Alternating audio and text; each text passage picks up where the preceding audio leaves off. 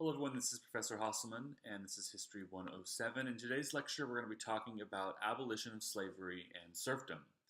Now, formal systems of coercive labor, often reflecting very old social inventions of human societies, were largely abolished around the world during the long 19th century. Now, this was a major change, reflecting a variety of new forces in world history and unleashing important new patterns. Now, in some ways, the change was unexpected in a century that saw growing levels of economic exploitation in many regional economies. Not surprisingly, the abolition movements have occasioned great debate. New humanitarian thinking, arguably the first global human rights movement, was an undeniable factor, and the response of many societies to this Western-centered international pressure was interesting in its own right. But changes in world demography and migration must also be considered, and this was not simply a selfless movement. Now, assessing the long-term results of this historic change is correspondingly intriguing and complex. So let's begin. Now, one of the major changes of the long 19th century was the abolishment of formal slavery throughout the world. Now, the fact that this development occurred in the 19th century seems in some ways counterintuitive. After all, this century saw an increase in exploitive economic practices, the extension of the world economy, and efforts to induce peripheral societies to produce goods cheaply. Now, in charting the end of slavery, we'll look at the issue of causation, particularly in light of slavery's deep roots and the exploitive economic relationships that dominated other aspects of world history in this period. We will discuss the process of abolition, which stretched from 1808 until the 20th century, and we'll look at the consequences of abolition, which were messy, diverse, and global. Now, arguments against slavery began to take shape at the end of the 18th century. Two sources for these arguments predominated in such places as England, the Netherlands, France, Scandinavia, and British North America. One source encompassed maverick or new Protestant religious groups, such as Methodists and Quakers, and the other source was Enlightenment thinking, which stressed the fundamental equality of all human beings. Enlightenment thinkers also put forth the utilitarian argument that slavery was inefficient. Now, agitation in anti-slavery was not a constant force from the late 18th to the early 19th centuries, but periodically, waves of outrage would develop. Petitions against slavery were signed in England and elsewhere. Plays, pamphlets, and literary materials, such as Uncle Tom's Cabin, attempted to educate people about the evils of slavery, and ineffective boycotts against such goods as sugar were planned. Now, principles of the French Revolution also argued against slavery. During the 1790s, the Haitian Revolution, a rebellion against both French colonial control and slavery, illustrated the capacity of former slaves to rise against the institution and build a new society. Now, some historians have identified the innovation in these abolition activities as a new kind of humanitarian thinking. The key principle here was that moral concern should extend to distant situations and to people who were different from oneself, even those of different religions. This concern about morality spread to other areas, for example, Russian serfdom. Now, the pattern of abolition and emancipation was gradual and varied. The French Revolution abolished serfdom permanently in much of Western Europe, and this abolition would extend into central Germany and Austria through the revolutions of 1848. Britain sponsored an abolition of the Atlantic slave trade in 1808, and in such colonies as Jamaica in 1833. The French Revolution of 1848 extended this attack on slavery in the French colonies.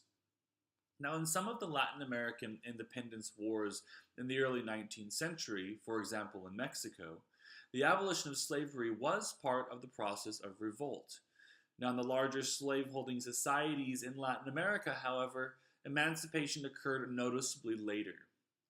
Russia moved against serfdom in 1861, The argument for emancipation here was humanitarian in part, but a more pragmatic motive was involved as well.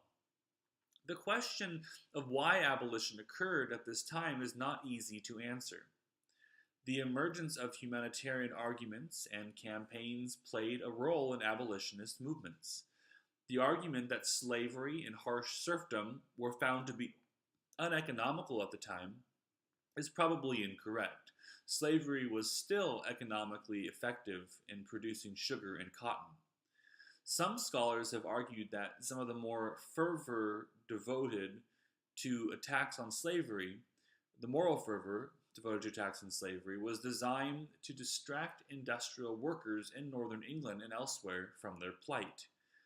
Another factor that must be considered is the concern about slave revolts or individual acts of defiance. But except in a few instances, as in Haiti, the abolition of slavery did not directly result from slave protests. Now we should keep in mind the global demographic context and looking for reasons for the demise of slavery. In the 19th century, population rates were on the rise, which meant that alternatives to slavery were now available in terms of cheap sources of labor. Now, slavery, of course, did not die a painless death. Slave owners argued fervently to retain the institution, appealing especially to property rights.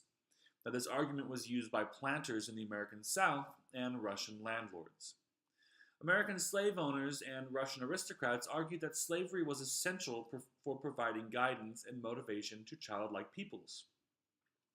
Efforts to resist the tide of abolition lost. Slavery and serfdom were abolished in the Western world and in territories under Western control by the middle of the 19th century.